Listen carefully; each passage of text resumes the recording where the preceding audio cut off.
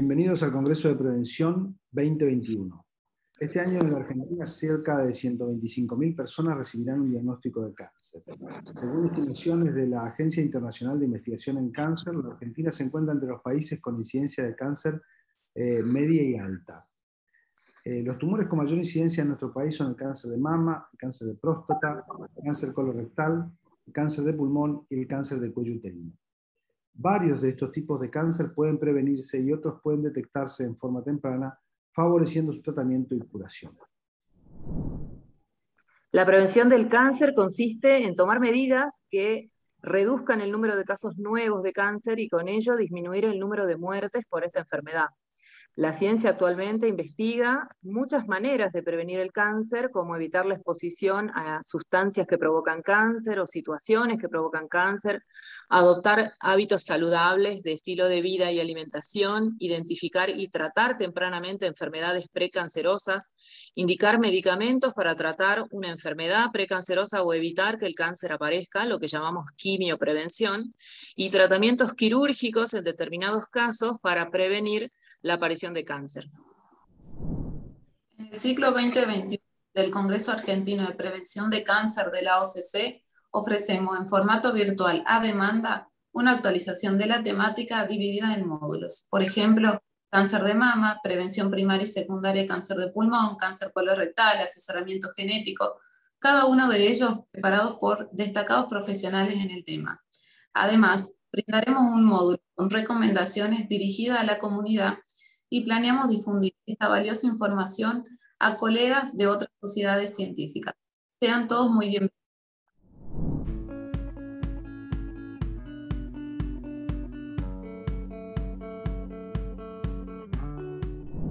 Bueno, módulo de inmunización. La prevención consiste en erradicar, eliminar o minimizar el impacto de una enfermedad. Las vacunas pueden contribuir a evitar la enfermedad. En este módulo contaremos con la presencia de dos expertos en el tema. Adelante, por favor. Hola, buenas tardes a todos. Ante todo, muchas gracias por esta invitación a la Asociación Argentina de Oncología Clínica. El tema que me toca a mí abordar es HPV, la infección de HPV y vacunas. Bueno, un poco para ir entrando en tema. Nosotros sabemos que el cáncer de cuello uterino, a pesar de que puede prevenirse por completo, continúa siendo un problema significativo en la salud pública argentina. Cada año diagnosticamos cerca de 5.000 casos nuevos y 2.000 mujeres mueren por esta causa. Las mujeres a partir de los 35 años de bajo nivel socioeconómico y las que no logran acceder a los servicios de salud y de tamizaje son obviamente las más afectadas de esta enfermedad, cuya tasa de mortalidad ha permanecido estable durante los últimos 40 años. Dentro de la epidemiología, lo que nosotros podemos ver que la edad promedio del carcinoma de cuello uterino son los 45 años, pero ya a los 28 años es la edad promedio que comienzan las infecciones o las enfermedades, tanto SIN2 como 3, que son precursoras del carcinoma de cuello. Y los factores de riesgo que nosotros tenemos, si bien es una infección de transmisión sexual, pueden ser modificables o no modificables de acuerdo a la calidad de vida y al tipo de vida de la mujer. ¿Qué es el virus del HPV o del VPH? Bueno, el virus del VPH es un virus ADN de doble cadena que no tiene envoltura. Sabemos hoy que existen más de 100 genotipos y tiene una capacidad de infectar cualquier tipo de epitelio escamoso. Tiene un periodo de incubación que va desde los 6 meses hasta los 2 años, aunque todavía esto no está bien establecido.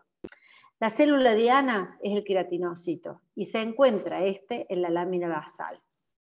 Se calcula que aproximadamente el 16 al 18% de los cánceres humanos tienen una etiología viral.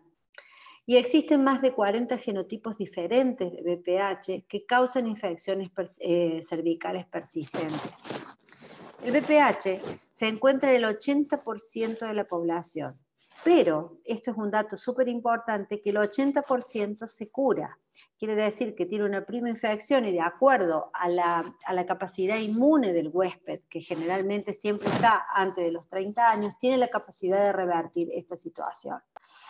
Pero la persistencia del VPH ocurre entre el 12 y el 18%, generalmente en mujeres mayores de 30 años en nuestro país.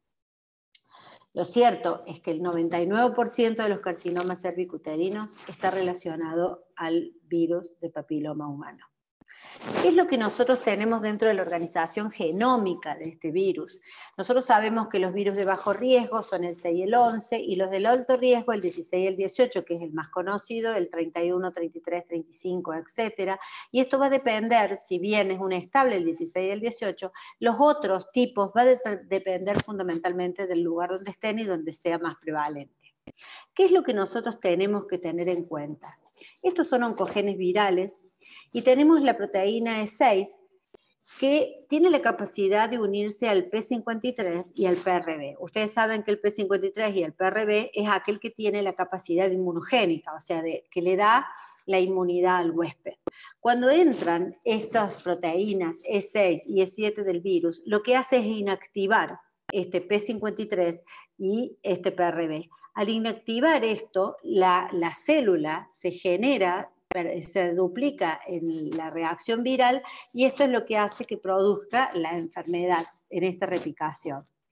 Estas interacciones que se producen inducen múltiples respuestas celulares, incluyendo no solo la parálisis o la disminución, sino la disminución del P53, que normalmente contrarrestaría este efecto de la entrada del virus. Pero esto es lo que producen los virus de alto grado, no así los virus de bajo grado como el 6 y el 11.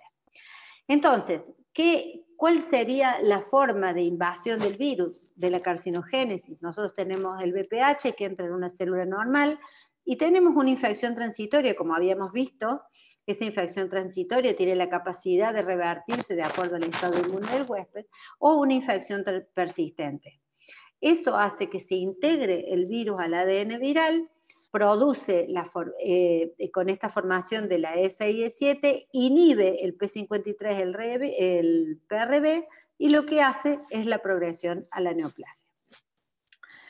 Entonces, un poco para simplificar, ¿qué es lo que nosotros podemos encontrar? En realidad nosotros sabemos que va a depender mucho, aparte de ser una infección de transmisión sexual, se presentan tanto en varones como mujeres, tiene una localización genital o extragenital, se presentan de distintas maneras y en distintos lugares, y esto va a depender de la inmunidad del huésped. Este caso que nosotros podemos ver tanto acá como abajo, un hombre y una mujer, las distintas formas de presentación son en estados inmunodeprimidos en pacientes portadores de un VIH, con larga evolución, porque en general estas enfermedades lo que genera es vergüenza, no consultan, y después esto se combinan con distintos otros tipos viral, fundamentalmente en pacientes inmunodeprimidos. También nosotros, hablando de esto, y tiene que ver, a veces nosotros nos fijamos solamente en un lugar, y las localizaciones, como habíamos dicho, pueden ser genitales y extragenitales, como acá podemos ver, este es un ano y acá tenemos la lesión del VPH, como acá este es un cervix, y en las capas de la vagina también tenemos una infección de VPH, y esto puede ser también tanto en hombres como en mujeres. Con respecto a esto, y esto es lo que a nosotros nos importa, es saber que un paciente, tanto hombre como mujer, que como este paciente presenta este condiloma anal, cuando nosotros le hacemos la biopsia, el paciente presenta un carcinoma endoanal, con lo cual, como era grado avanzado, ¿qué es lo que nosotros necesitamos hacer? La resección quirúrgica de acuerdo a la localización, y después el tratamiento radioterápico es lo importante. Nosotros podemos ver este paciente que después de haber hecho la resección quirúrgica y haber hecho la radioterapia, el paciente está libre de lesión, pero esto tiene que seguir haciéndose el tratamiento. Y estos son otro tipo de lesiones que podemos ver de asociación de inmunodepresión con pacientes múltiples de lesión de alto grado a nivel cervical y a nivel vulvar.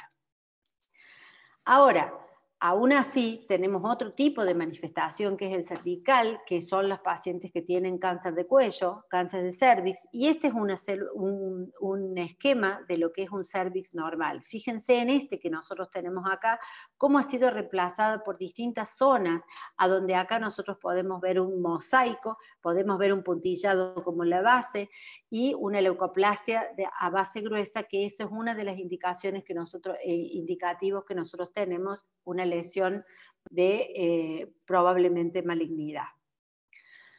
Para que todo esto no suceda, nosotros necesitamos el tamizaje, y el tamizaje se hace de acuerdo a distintas cosas. Nosotros podemos tener hoy por hoy la citología, podemos hacer la citología más la colposcopía, podemos hacer la citología más el test de BPH, que es el cotest, que se lo llama hoy, y el test de BPH, que es un test que nosotros estamos usando acá en Córdoba, lo utilizamos como método de screening en mujeres entre los 34 y los 30 y 64 años, o también como test de cura cuando tenemos una paciente que ha sido tratada.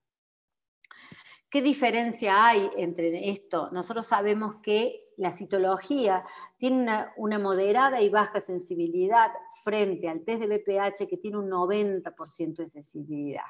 El valor predictivo negativo de la citología es bajo y el test de BPH es alto.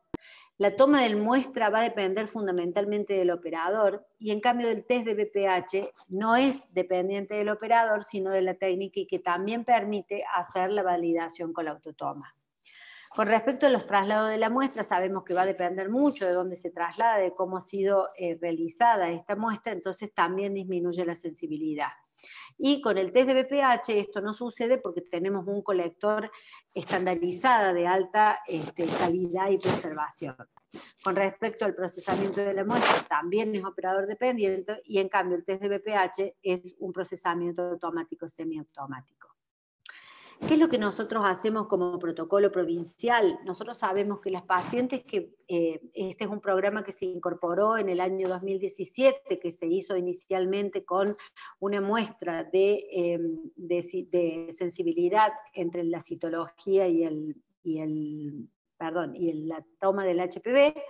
Nosotros en la actualidad estamos haciendo esta distribución en las distintas periferias de la provincia, fundamentalmente periferia de la ciudad, a donde aquellas mujeres que tienen entre 30 y 64 años se le hace la toma del HPV, en el cual esa toma es remitida al laboratorio central. ¿Qué es lo que nosotros hacemos? Evaluamos, el laboratorio central nos indica aproximadamente a la semana si esa paciente es portadora de los virus de alto grado o no es portadora, y se la cita a esa mujer al consultorio para seguir y continuar la toma, el protocolo correspondiente, que en ese caso sí hay que corroborar con una citología y eventual biopsia. Con respecto a eso, nosotros tenemos la posibilidad, cuando nos da positivo y se hace el Papa Nicolau y nos da positivo y la biopsia nos da positivo, lo que nosotros hacemos es el tratamiento de decisión local, que puede ser variado, fundamentalmente se hace una decisión local con radiofrecuencia.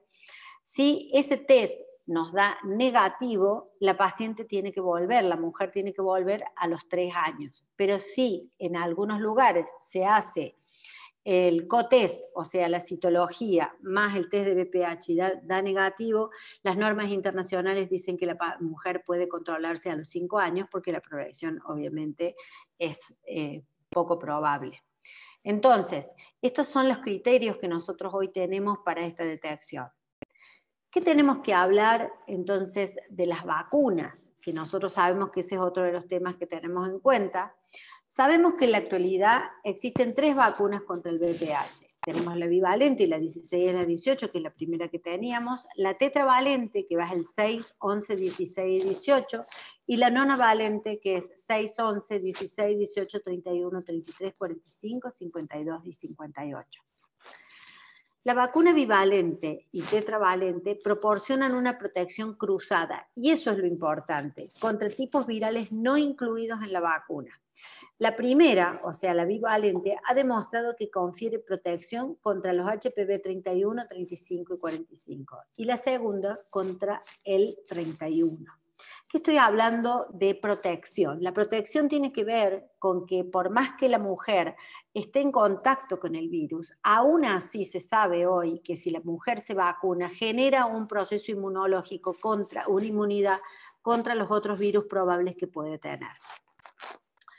En la República Argentina se encuentran disponibles desde el año 2007 y 2008 las vacunas bivalente y tetravalente respectivamente. Pero la vacuna bivalente ya no se está elaborando más. Pero en Argentina hay un stock, y ese stock, hasta que se finalice, van a seguir dosis disponibles. Con respecto, y este es un gran tema, que nosotros tenemos pacientes que tienen lesiones intraepiteliales, hoy se sabe, bien estuvo discutido en algunos momentos, hoy se sabe que esa lesión intraepitelial se la trata y después hay que vacunar. Si bien no va a curar la enfermedad, va a disminuir y va a aumentar la inmunidad de esta patología en la mujer. Con respecto a la vacuna, a la inmunosupresión, en pacientes de VIH en general sí está, la seroconversión en pacientes VIH es mayor al 99%. En la lactancia, si bien no se han visto efectos adversos en los lactantes, en muchos casos la verdad que hay, los pediatras todavía tienen alguna duda en poder colocarla. Y con respecto al embarazo, los datos no son suficientes para tomar una postura a favor o en contra, por lo tanto, no se recomienda hasta la fecha vacunar en el embarazo. Con respecto a lo que habíamos visto, esto es algo que me parece que es un artículo súper interesante de evaluar, y un poco para corroborar lo que se había dicho anteriormente, se hizo un grupo de 360 contra 377 mujeres con lesiones intraepiteliares de alto grado que varían entre los 20 y los 45 años y se vacunó a un porcentaje a la mitad de las pacientes se las vacunó y a la otra mitad no se las vacunó. ¿Qué es lo que se encontró a los 2 años? Que en realidad lo que pasaba es que aquellas pacientes que habían estado vacunadas tenían menor índice de recurrencia de la enfermedad que las mujeres no vacunadas. Con lo cual, con este estudio demostramos que la vacunación, pese a que la mujer está con la infección de HPV, la vacunación va a servir para prevenir, para disminuir la recurrencia de dicha enfermedad. Y bueno, como conclusión de todo esto, sabemos que según las nuevas guías lanzadas por la Organización Mundial de la Salud, el cáncer cervicuterino es una de las principales causas de mortalidad entre las mujeres. Se estima que durante el año 2020 fueron diagnosticadas 604.000 mujeres y alrededor de 342.000 fallecieron. En este contexto, la Organización Mundial de la Salud delineó una estrategia global con miras al 2030 para la eliminación del cáncer cervicuterino, en donde la vacunación a mujeres y varones va a ser el pilar fundamental. Y se ha comprobado que la causa necesaria para que exista el cáncer cervicuterino es la infección por el papiloma humano. Existe una asociación de más del 99% del VPH de alto riesgo que es oncogénico para que se produzca el cáncer cervicuterino, lo cual su detección temprana es una herramienta útil en el diagnóstico precoz y el tratamiento oportuno. Y existe un alto nivel de evidencia que afirma que la realización del test de VPH es más efectiva y eficiente en la prevención del cáncer cervicuterino que la realización del Papa Nicolau solo. Y con esto hemos terminado. Muchas gracias. Hola, ¿cómo les va? Bueno, antes que nada, quiero agradecer la invitación a participar de este Congreso de Prevención de la Asociación Argentina de Oncología. A mí me toca hablar de inmunizaciones en pacientes oncológicos, cuáles y cuándo. Me presento, yo soy Graciela Sadino, especialista en medicina interna en infectología. Mi trabajo principal es como infectóloga en la Reina Fabiola. Soy docente de la Católica y presidenta de la Sociedad de Infectología de Córdoba. Bueno, vamos a empezar introduciendo la importancia de este tema.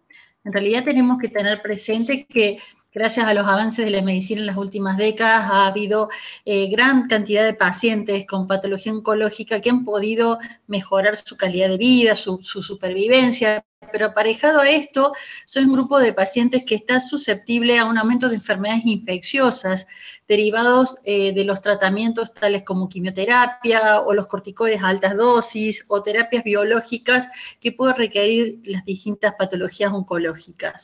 Entonces, entre los cuidados que se sugieren para estos pacientes se encuentran la necesidad de prevenir todo lo inmunoprevenible con las vacunas que vamos a hablar a continuación. Ya que esta vacuna busca proteger no solo a los pacientes, sino también impedir que se generen brotes en poblaciones susceptibles que pudieran llevar estas infecciones a los pacientes oncológicos inmunocomprometidos.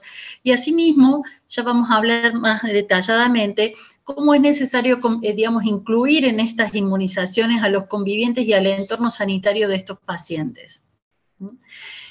Tenemos que tener en cuenta que este grupo de pacientes presenta mayor susceptibilidad a las infecciones.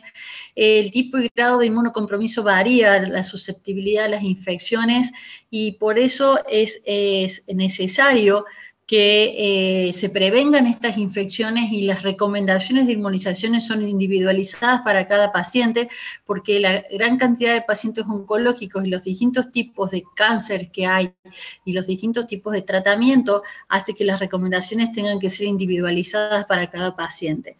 Sabemos que no son pacientes, no es un grupo de pacientes en el cual se haya realizado demasiada investigación, porque es un grupo de pacientes que por el inmunocompromiso derivado del diagnóstico y de la medicación necesaria para su tratamiento, es población vulnerable, razón por la cual la mayoría de los que vamos a hablar son estudios observacionales o opiniones para expertos que terminan generando estas recomendaciones. Sabemos que estos pacientes pueden recibir algunas vacunas, pero pueden tener, pese a que estas vacunas no estén contraindicadas, tener menor respuesta inmune a la de un paciente inmunocompetente, o que en el transcurso del tiempo se vaya perdiendo los anticuerpos vacunales que generaron esas vacunas. Puede haber interferencias en el curso del tratamiento con las vacunas, y es difícil de encontrar el momento idóneo para que se pueda optimizar la respuesta y sacarle el máximo provecho a una vacuna. También el grado de inmunogenicidad, o sea, de respuesta a la vacuna, es variable por la enfermedad de base, por el tipo de tratamiento, por el momento elegido. La reactogenicidad es absolutamente individual, y también hay falsas contraindicaciones que ya vamos a hablar. Entonces, ¿qué hacemos para llegar a tiempo?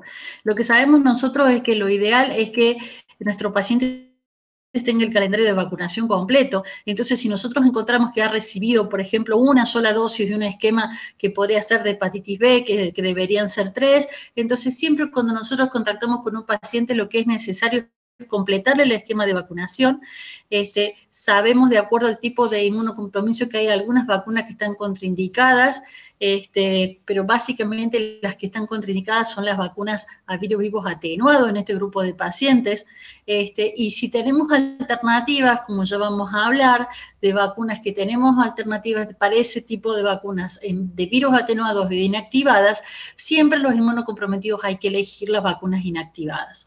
También hay que vacunar al entorno, que el entorno no es solamente los familiares o los convivientes, sino también el personal de salud que lo atienden, razón por la cual deberían evaluarse los calendarios de vacunación y completar a todo aquel que pudiera hacer que este paciente sea susceptible a alguna infección digamos que podría llegar a ser prevenible por vacunas, porque lo que necesitamos es lograr el efecto rebaño, de lo cual ya han oído hablar mucho más ahora con el COVID, ¿no es cierto? Pero bueno, el efecto rebaño de las vacunas es cuando ya la cantidad de anticuerpos poblacionales hace que ya el virus no tenga razones para circular. Y eso lo podemos hacer vacunando no solo al paciente, sino a su entorno de convivientes, laboral, y al personal sanitario que lo atiende. Esto es simplemente para mostrarles, porque el paciente oncológico que nos toque ver puede ser niño. Este es el calendario de vacunación nacional vigente, ahora hasta hasta este año, y esta es la vacunación para el adulto, que no vamos a focalizar más. Fíjense ustedes, tenemos un código de colores, en el cual las vacunas que están con amarillo, que es digamos, la doble o triple bacteriana, que incluye tétanos, bordetella pertussis, difteria, o las de hepatitis B, con su esquema de 3 dosis, o estas que son inactivadas deberían ser colocadas a todos los pacientes. La doble o la triple viral está en amarillo, pero esa es para inmunocompetentes porque es activada, y ya vamos a hablar, es atenuada, y ya vamos a hablar a continuación. Fíjense, este es el calendario de vacunación del adulto sin grandes comorbilidades, pero después lo vamos a adecuar a nuestro paciente inmunocomprometido. Fíjense, el de influenza, neumonías, hepatitis A, meningococo, estos sí son los que nosotros vamos a tener en cuenta para nuestros pacientes. Y después tenemos la vacunación de fiebre amarilla o de fiebre hemorrágica, que va a depender de la circunstancia en la cual el paciente se tenga que exponer. De lo contrario, no deberíamos tenerlo en cuenta en la rutina de nuestros pacientes. Porque, por ejemplo, acá en Argentina, la de fiebre hemorrágica es solamente en el área de Pampeana, en donde hay circulación de este virus, y de fiebre amarilla no hay circulación en Argentina en este momento, así que sería solamente en situaciones de viaje. Bueno, y esto es para mostrarles este esquema de vacunación de adultos de la Asociación Panamericana de Infectología, el anterior es de Argentina, que no hay grandes diferencias en las recomendaciones. Bueno, entonces, es importante en estos pacientes, tratar de retrasar lo menos posible los esquemas de vacunación o no retrasarlo. Es importante que nuestros pacientes tengan el calendario regular y de las vacunas especiales antes de que el paciente se inmunodeprima. Si se puede y la situación clínica del paciente da, lo ideal sería hacer una consejería de vacunación antes de que el paciente se inmunodeprima. Y esto podría ser idealmente lo mínimo un par de semanas, pero si pudiera ser algunos meses antes, mejor, para poder completar aquellas vacunas que tienen más de una dosis en su esquema. En líneas generales, los pacientes con inmunocompromiso pueden recibir vacunas inactivadas, con la aclaración que pueden no tener la misma respuesta que tendría en un paciente inmunocompetente, pero no están contraindicadas, ya sean las de toxoide, como por ejemplo la antitetánica, difteria, pertussis, las recombinantes, la de subunidades, la polisacárida, un ejemplo de polisacárida, la de Neumo 23, o las conjugadas, que es la Prevenar, ¿no? Sí se encuentran contraindicadas todas las vacunas a microorganismos vivos, excepto en determinadas circunstancias, que sería cuando la exposición, digamos, el riesgo que supone la exposición supera el riesgo de la vacuna para ese paciente. Entonces, si tenemos el tiempo para trabajar antes de vacunarlo, podríamos testearle anticuerpos para varicela, hepatitis A, hepatitis B, sarampión y rubiola, previo al tratamiento inmunosupresor y a la vacunación. Entonces, en base a eso, tratar de vacunar lo más rápidamente posible, pero de lo que tenga anticuerpos ya nos quedamos tranquilos. En aquellos pacientes en plan de gamma globulina se suspenden todas las vacunas para que no, porque sí hay, digamos, contraindicación de indicación simultánea de la gamma globulina con las vacunas, con, falta de respuesta de las vacunas cuando alguien en el mismo momento está recibiendo un plan de gamma globulinas para la patología oncológica. Bien, los pacientes que reciben vacunas, quizás por razones de tiempo, bueno, los vacunamos, pero ya enseguida empieza el esquema de inmunosupresor, debe considerarse para esa patología no inmunizados, y una vez terminado el tratamiento, en un espacio no menor a 3 meses de finalizado el mismo, yo tengo que revacunar. La plaquetopenia y la anticoagulación no son contraindicaciones para la vacunación, y a esto nos referíamos cuando había falsas contraindicaciones. La indicación de la vacunación dependerá de la clasificación de la inmunodepresión, y en esto, por ejemplo, en la neutropenia aislada o pura que muchas veces tienen los pacientes oncológicos, no contraindican por sí mismo la la inmunización, la vacuna, lo que sí es muy probable que un paciente neutropénico no responda a esa vacuna y quizá lo podemos hacer como para un reaseguro, pero no contar esa vacuna y tenemos que empezar de nuevo una vez superada la neutropenia. Tener en cuenta que aquellos pacientes que se pueden trasplantar, me refiero a aquellos pacientes oncológicos que como tratamiento merecen trasplante de células hematopoyéticas, no deben recibir ninguna de estas vacunas que figuran acá. Fíjense que son todas las vacunas virales, a virus vivos atenuados, porque esa inmunodepresión que va a generar el trasplante cercano puede hacer que el paciente tenga la infección producida por el virus vacunal con todas las complicaciones que podría hacer. Y ahí les puse en rojo que no se utiliza más la vacuna Sabina oral en el caso de que estos sean pacientes pediátricos, porque por suerte en este año 2021 se decidió en Argentina de sacar de circulación la OPV, que es la vacuna para la polio oral, que es con virus vivos atenuados, y directamente se deja la vacuna Salk, que es inactivada, entonces la podríamos sacar de esta lista y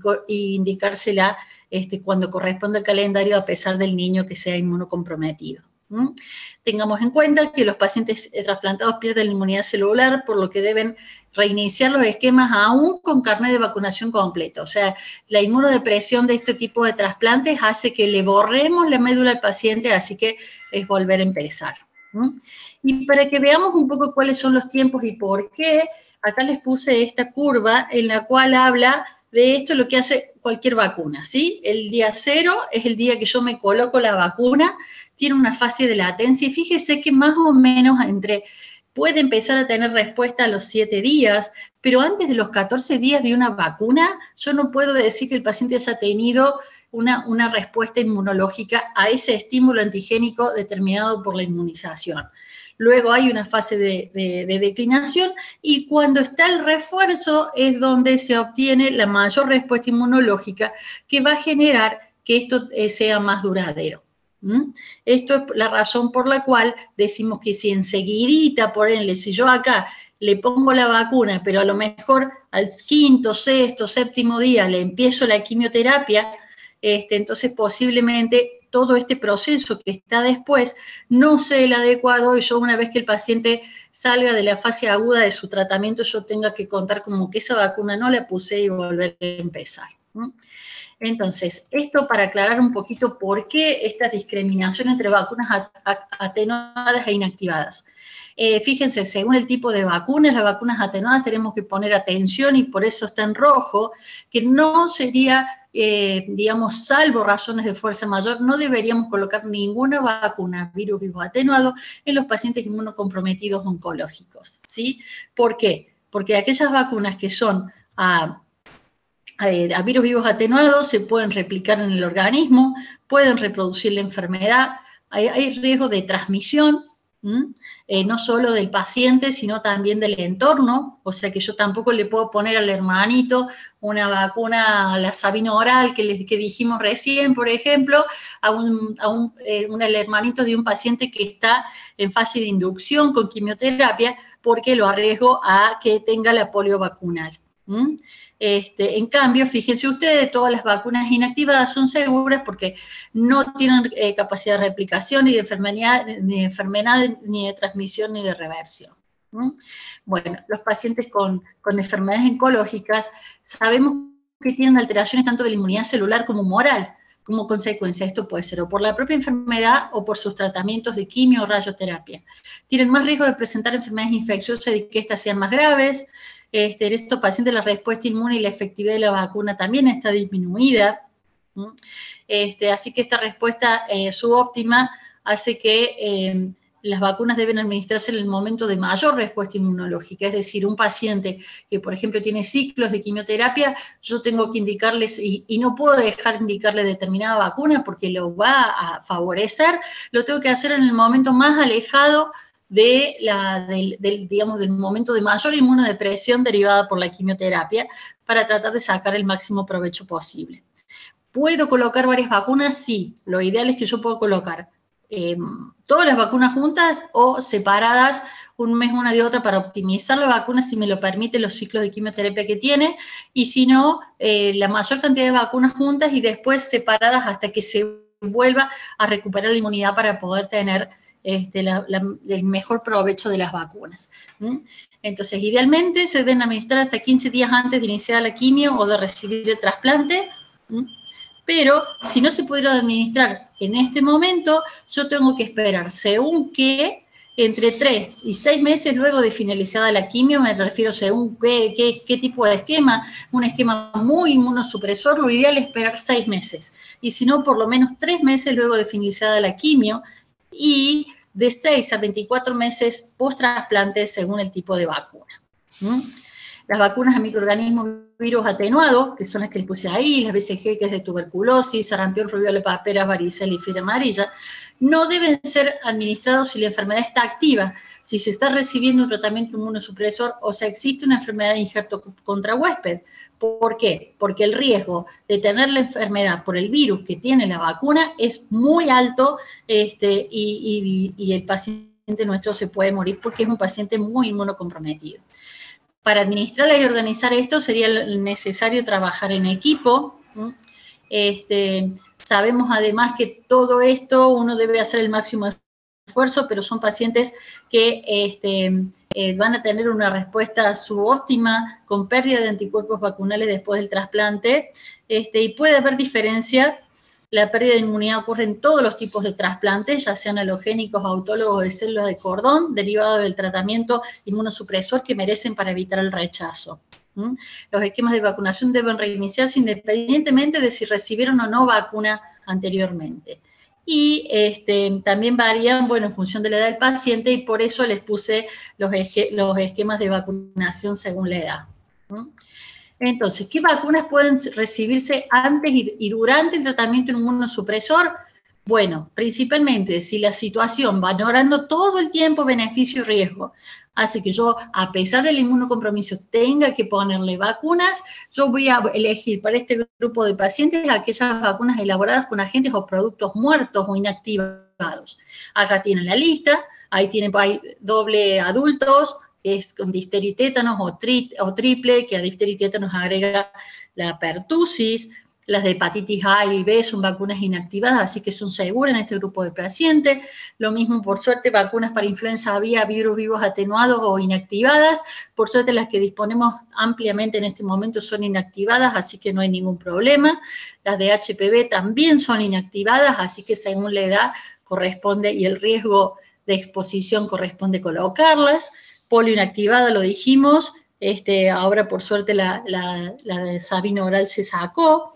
Después para neumococo existen 2 vacunas que ya vamos a hablar del plan secuencial de colocación, y de meningo tetravalente corresponde colocarlas, son inactivadas, y hay 2, una que es tetravalente que incluye 4 serotipos, y la segunda es la que le viene a completar a los 5 serotipos circulantes. Estas son inactivadas y seguras. Y estas, sobre todo, hay que colocarlas en este contexto cuando hay un brote de meningococo que pueda afectar a nuestro paciente por cercanía.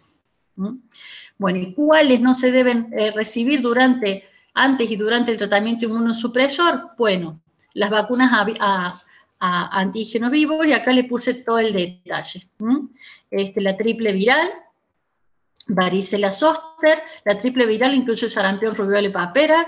La de varicela, también está la de zoster, sobre todo para personas adultas, que en nuestro medio existe una vacuna para zoster, pero que la están sacando del mercado porque en el mundo ya existe una vacuna inactivada que suponemos que con el tiempo llegará a Argentina. La de BCG es la que le indicamos a los recién nacidos, la de Bacilo Calmette-Guerin para prevenir la tuberculosis, la de fiebre amarilla, la de fiebre hemorrágica argentina y la Sabina oral, que la están sacando este año de nuestro calendario. Bueno, acá tienen las mismas recomendaciones, pero de la Asociación Panamericana de Infectología, y estas son guías de vacunación en situaciones especiales del Ministerio de Salud de Argentina. Pero básicamente dice lo mismo que venimos diciendo. Fíjense ustedes, están recomendadas todas las inactivadas: influenza, antineumocóxido, hepatitis, meningo, hemófilos influenza, en algunas circunstancias especiales como desplenectomía o asplenia funcional, papiloma, hepatitis A, difteria. Todas estas las podemos colocar analizando la situación y la relación beneficio-riesgo, pero están contraindicadas todas las de que tienen virus vivos atenuados, sarampión, rubiola, papera, varicela, zóster y fiebre amarilla. Y acá básicamente nos dice lo mismo. Y acá les puse, en caso de que nuestros pacientes oncológicos necesiten llegar a un trasplante, tienen las mismas recomendaciones también desde la Asociación Panamericana de Infectología y las guías de pacientes de las guías nacionales para vacunación de pacientes especiales, y las estrategias de inmunización para estos pacientes incluyen la vacuna al receptor del trasplante, las vacunas al donante y las vacunas al grupo familiar y contactos cercanos del paciente trasplantado con células hematopoyéticas. Estas son las recomendaciones de la Sociedad Argentina de Infectología, en donde la flecha a las que venimos charlando se le suman, por ejemplo, la vacuna para dengue, que es una vacuna tetravalente quimérica asociada, simplemente para nombrárselas, porque en nuestro país, como no somos área endémica de dengue, no está indicada colocarla. Pero bueno, también la doble triple viral, la de polio atenuado, rotavirus. La de rotavirus es importante porque es a virus vivos atenuada, pero sí se puede colocar en el entorno del paciente, no al paciente, pero sí al entorno, pero que aquel que esté vacunado evite cercanía absoluta con nuestro paciente inmunocomprometido. Fiebre amarilla, fiebre hemorrágica, fiebre tifoidea y de herpes zóster. Bueno, ya dijimos un poco, pero lo vamos a detallar. Es muy importante la vacunación en los contactos cercanos, pero de nuevo, a los contactos cercanos vamos con todas las vacunas que son inactivadas, y acá sí se puede, rotavirus, se puede vacunar al entorno, pero ese entorno tiene que estar alejado de nuestro paciente, por lo menos no convivir, digamos, en la misma habitación. Por lo menos lo ideal era, entiendo que son 30 días o por lo menos hasta que el paciente sale del inmunocompromiso severo.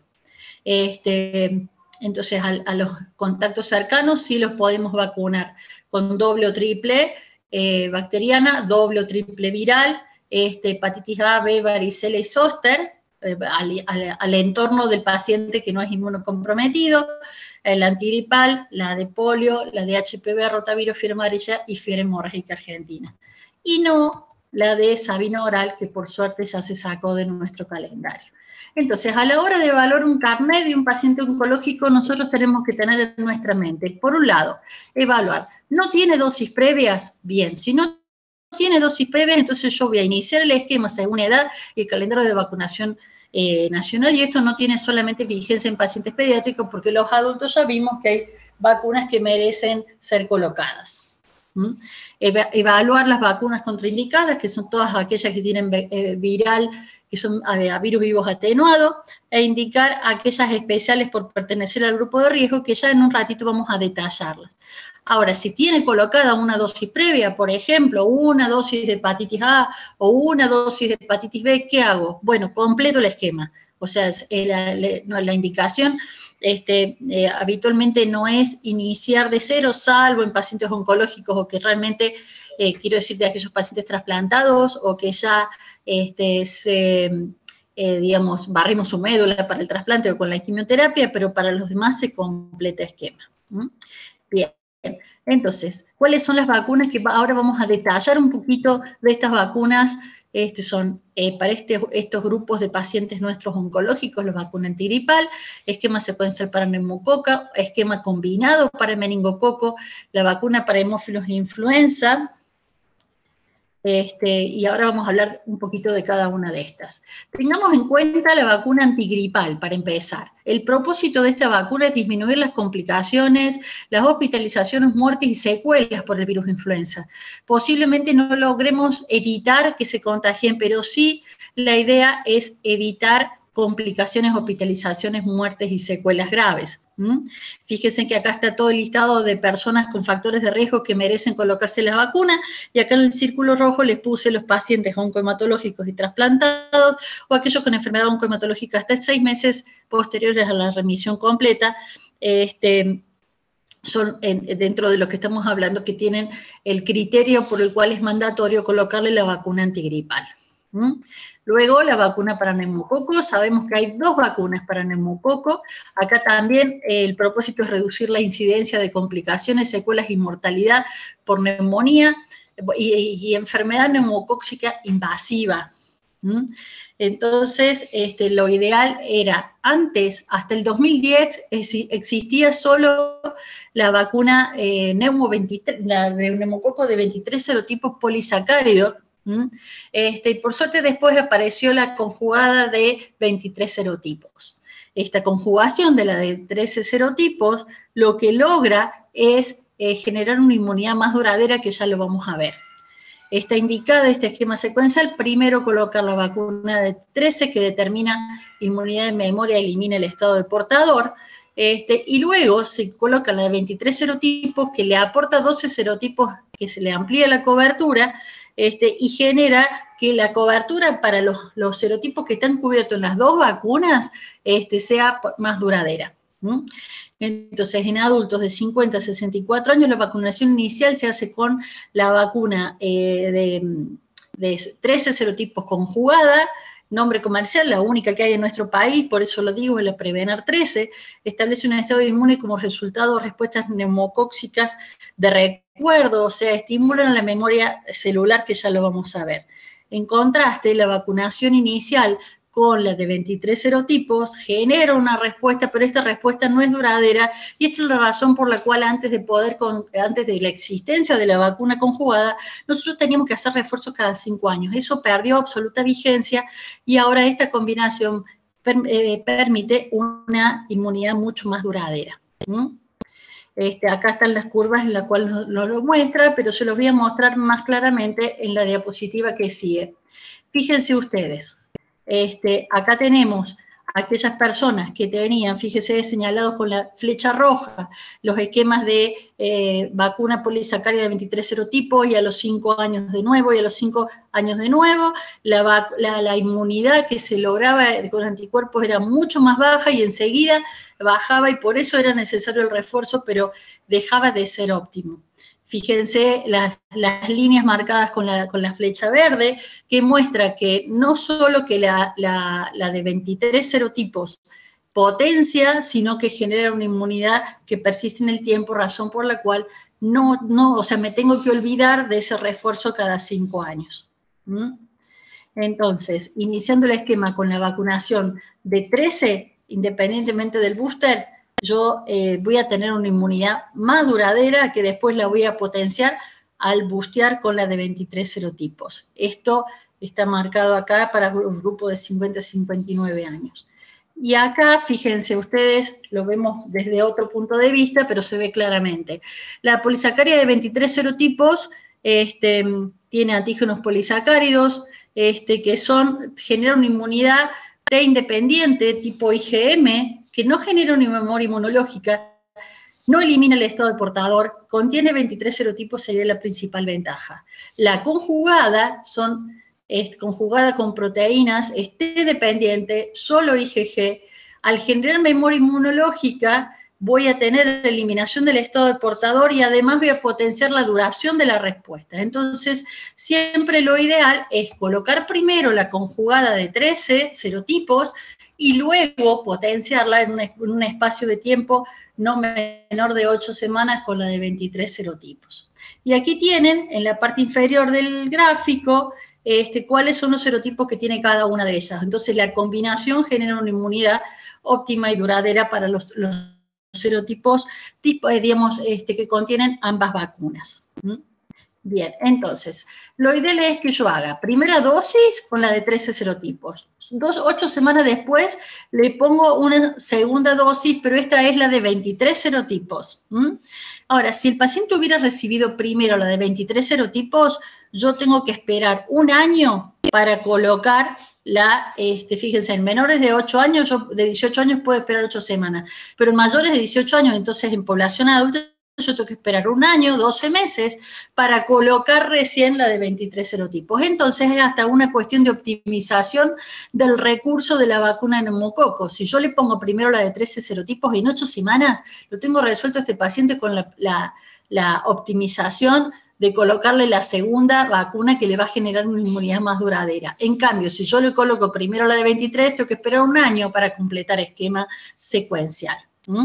Se hace para nuestro grupo de pacientes un refuerzo a los 5 años de la dosis anterior, o sea, de la de primero 13, segundo de 23, a los 5 años de esas, un refuerzo, y el siguiente refuerzo recién es a los 5 años, y no más.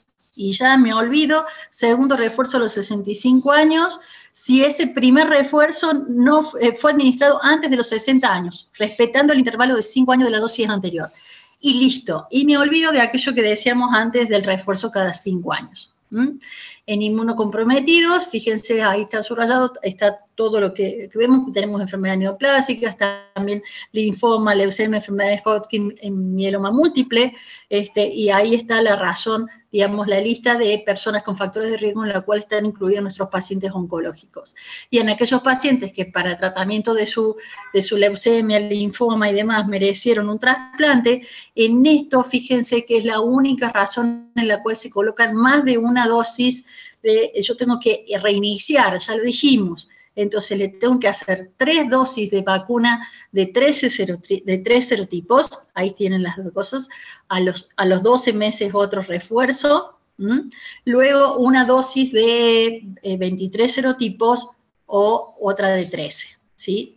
Entonces, para los receptores de trasplante de células hematopoyéticas, el esquema primario completo son 4 dosis, dado el hecho de que había perdido la inmunidad por la quimioterapia más el trasplante. Bien, ¿qué reacciones? Habitualmente son vacunas que tienen un adyuvante del componente diftérico inactivado, entonces puede generar un dolor bastante importante en el sitio de la inyección, puede generar esta reacción de hipersensibilidad tipo 3 o tipo Artus, pero que habitualmente genera una inflamación cutánea que no dura demasiado, con una reacción local con inflamación y dolor, puede conducir a necrosis. A veces se acompaña de sintomatología sistémica, y esto se los puse por el hecho de que con inmunocompromiso pueden potenciarse algunos efectos colaterales, pero esto es extremadamente raro de ver.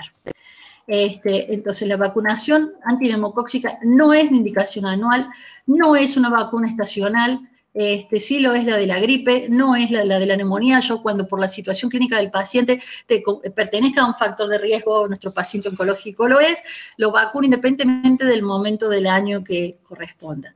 Tener en cuenta los grupos de pacientes para la indicación secuencial de la vacuna, tener registro de la vacunación para evitar errores en la administración de esta vacuna. O sea que, salvo esa excepción que les puse al final de que se repite la Prevenar 13 en los pacientes oncohematológicos trasplantados, el mensaje es que la Prevenar 13 es una vez en la vida, y yo luego le hago los refuerzos que hablamos de la de neumococo, pero no más de esos refuerzos que hablamos, y nos olvidamos de aquello de repetir la de 23 serotipos cada 5 años.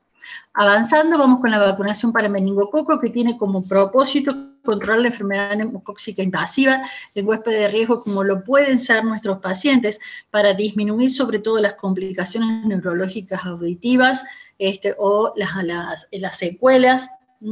Y entonces acá sí vamos a hablar de cuáles son las vacunas tetravalentes que tenemos, tetravalente conjugada y la de B separada. Sabemos que hay 5 serotipos de mayor relevancia clínica de meningococo, que son A, C, el Y y el W135.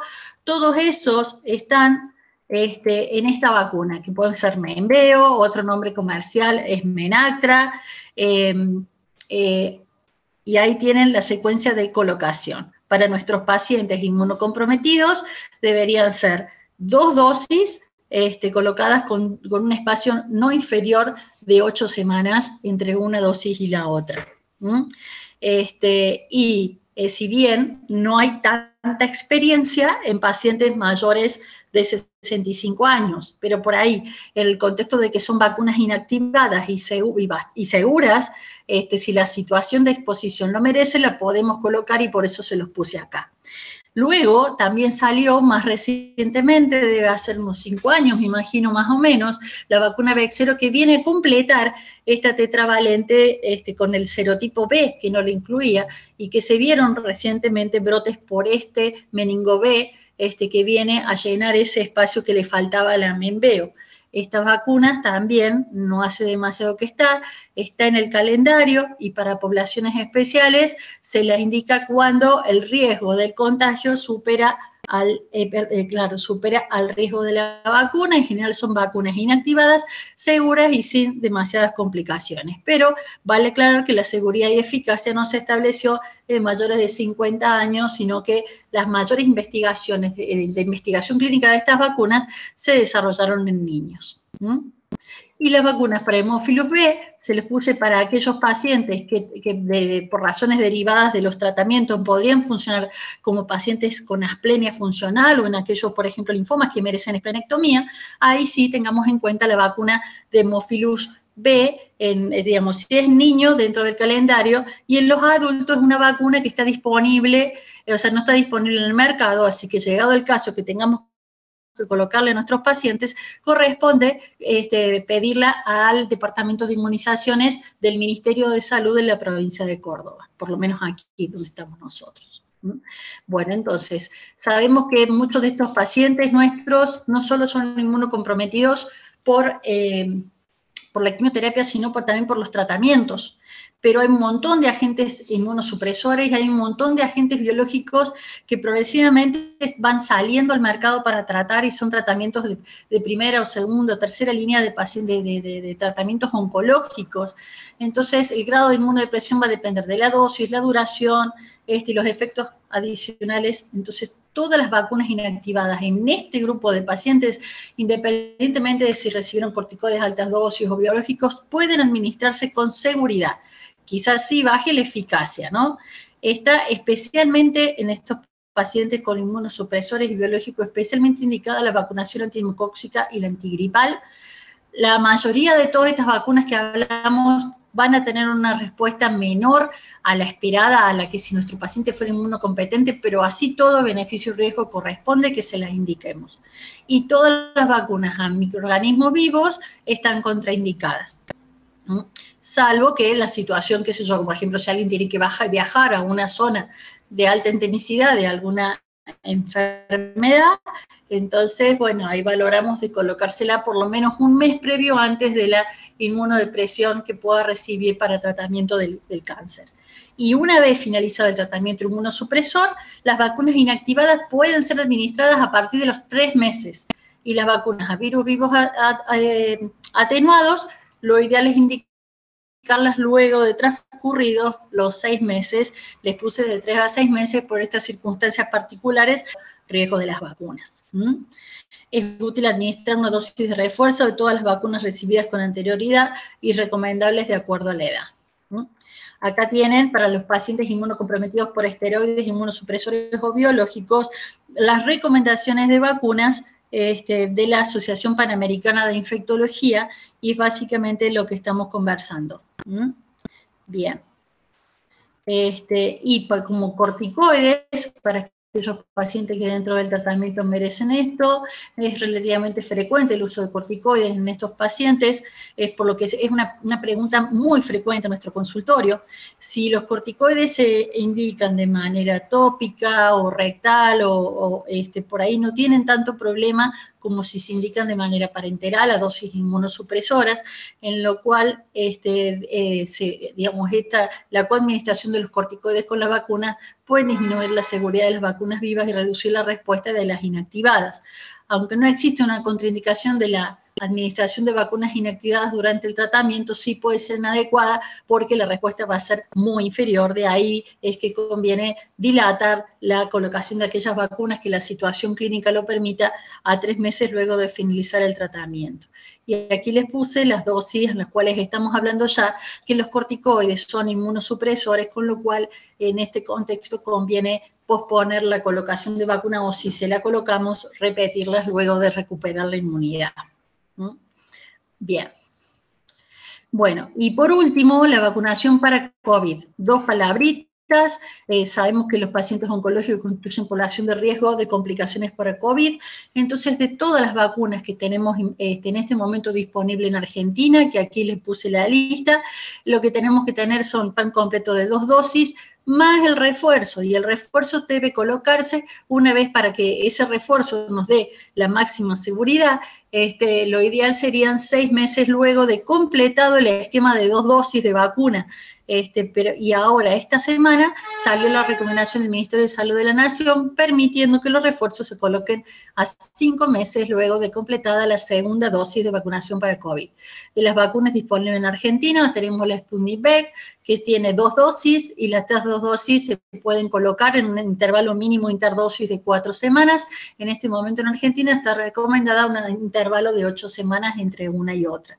Lo mismo ocurre para Covishield o AstraZeneca, que es la misma vacuna o de Universidad de Oxford, nada más que la Covishield se fabricó en India y la de AstraZeneca en el Reino Unido. Estas son 2 dosis, el intervalo interdosis recomendado son 8 semanas. Sinopharm, el intervalo son 2 y el intervalo interdosis es de entre 3 y 4 semanas, y para todas las vacunas de ARN mensajero, que son la de Pfizer, y olvidé poner acá la de Moderna, son 4 semanas de intervalo interdosis, y la de Janssen o Johnson & Johnson, que es la misma, es de una sola dosis, en función de que se está viendo que todas las vacunas para COVID van disminuyendo la cantidad de anticuerpos transcurrido el tiempo, es que ya se recomienda el refuerzo transcurridos 5 meses de la colocación única de la vacuna de Janssen. Bien. Concluyendo, sabemos entonces que los pacientes oncológicos es un grupo bien heterogéneo de pacientes, entonces la vacunación debe ser individualizada, trabajada en equipo con todos los médicos, oncólogos, hematólogos, infectólogos, para lograr el máximo beneficio versus el menor daño. No asumir que la vacunación previa ya es una protección y olvidarme de eso. Vacunar en fases tempranas de la enfermedad antes de la inmunodepresión o completar, vacunar cuando sea previsible una mayor respuesta, si es posible interrumpir o reducir el tratamiento inmunosupresor, y como recomendación general, evitar las vacunas vivas. Monitorizar la respuesta postvacunal y refuerzo en aquellas vacunas que me lo permitan, y también la recomendación de vacunas en contacto con familiares y personal de salud. Muchas gracias y un especial agradecimiento a la doctora Andrea Uboldi, que me facilitó gran parte de las diapositivas para esta presentación. Bueno, muchas gracias a la doctora Sadino y a la doctora Ledesma por haber acompañado esta cápsula con excelentes presentaciones. Quiero aprovechar estos últimos 5 minutos que nos quedan para que, ya que la tenemos a la doctora Sadino acá, que preguntarle unas consultas que son frecuentes en el consultorio día a día, y como un resumen de su excelente charla, ¿qué vacunas recomienda como conclusión en 3 minutos para los pacientes oncológicos que están en quimioterapia? Aparte la del COVID, que después le quiero hacer una pregunta sobre eso.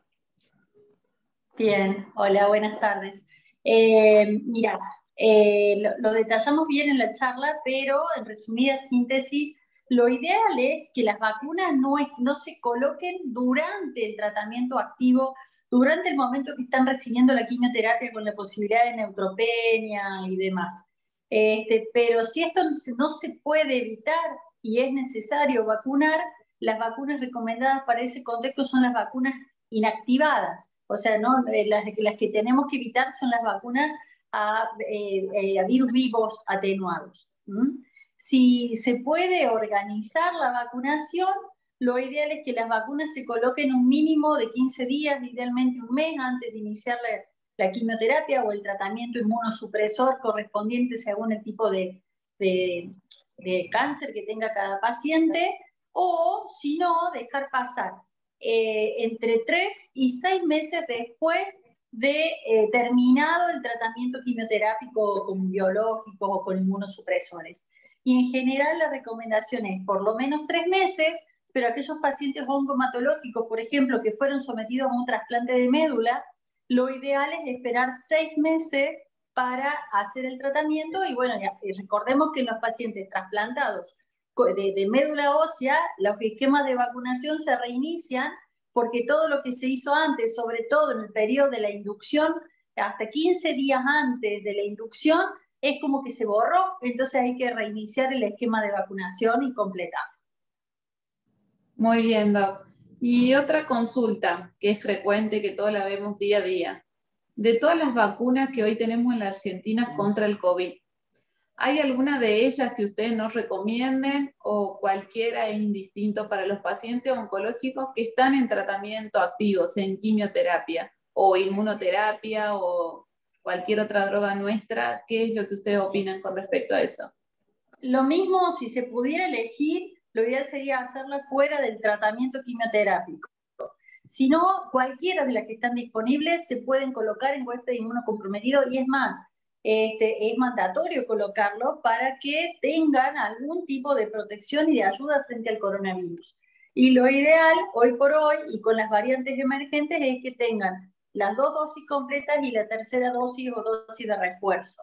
De cualquiera de las que están disponibles, porque vale agregar, creo que yo me olvidé de decirlo en la charla, todas las que están disponibles, la de Sputnik, la de AstraZeneca o de la Universidad de Oxford, la de Johnson & Johnson o Janssen, la de CanSino, la Sinopharm, que son creo que la de Pfizer, todas las que tenemos disponibles y que han llegado a nuestro país son vacunas que no son a virus vivo, entonces se pueden colocar con tranquilidad en huéspedes inmunocomprometidos. Muy bien, bueno, perfecto, entonces. Bueno, muchísimas gracias nuevamente, excelente todo, y bueno, nos estaremos viendo seguramente en otra oportunidad. Bueno, muchas gracias a ustedes. Que tengan buenas tardes. Gracias, hasta luego.